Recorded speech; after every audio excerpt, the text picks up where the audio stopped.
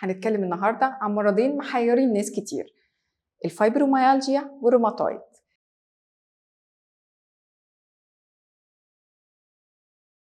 باختصار الفايبروميالجيا هو حساسية زيادة في الجهاز العصبي. الجهاز العصبي بيكبر لك الإحساس بالألم، هو بيجي أكتر للسيدات وبيبقى سببه الأكبر هو نقص المغنيسيوم.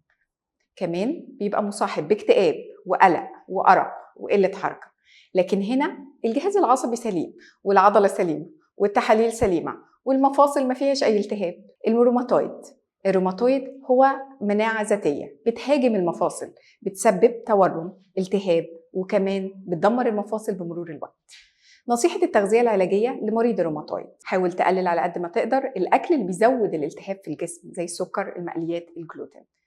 كمان هتزود الأكل اللي بيقلل الالتهاب في الجسم زي زيت الزيتون، السمك، السردين، السالمون، الجنزبيل، الكركم، وكمان الخضار الورقي. نصيحة خاصة لمريض الفايبروميالجيا: الإكثار من تناول الكافيين أثناء اليوم هيزود الأرق والقلق اللي انت بتحس بيه بالليل.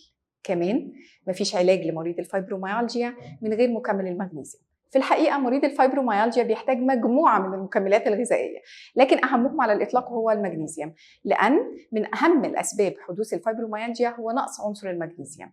للأسف أكلنا اليومين دول ما بيقدرش يوفي احتياجاتنا من عنصر المغنيسيوم، عشان كده لازم ناخد مكمل المغنيسيوم، بس الدكتور بيحدد الجرعة، نوع المغنيسيوم، وكفاءة المغنيسيوم اللي انت محتاجه على حسب الأعراض الأكبر اللي بتعاني منها.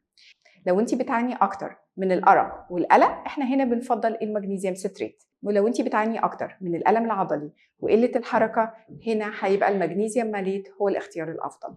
لو انت بتعاني أكتر من قلة التركيز والاكتئاب، هنا هيبقى المغنيسيوم تريونيت هو الخيار الأفضل. للأسف معظم الناس مش بتستحمل الفول دوز من المغنيسيوم. من أشهر الأعراض الجانبية اللي بتحصل ضغط واطي وكمان إسهال، عشان كده الدكتور بيديهولك بالتدريج.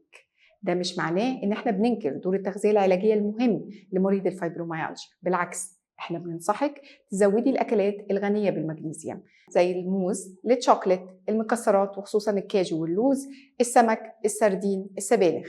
كمان ممكن ناخد أفوكادو. أخيراً، مفيش نظام غذائي بيناسب الكل.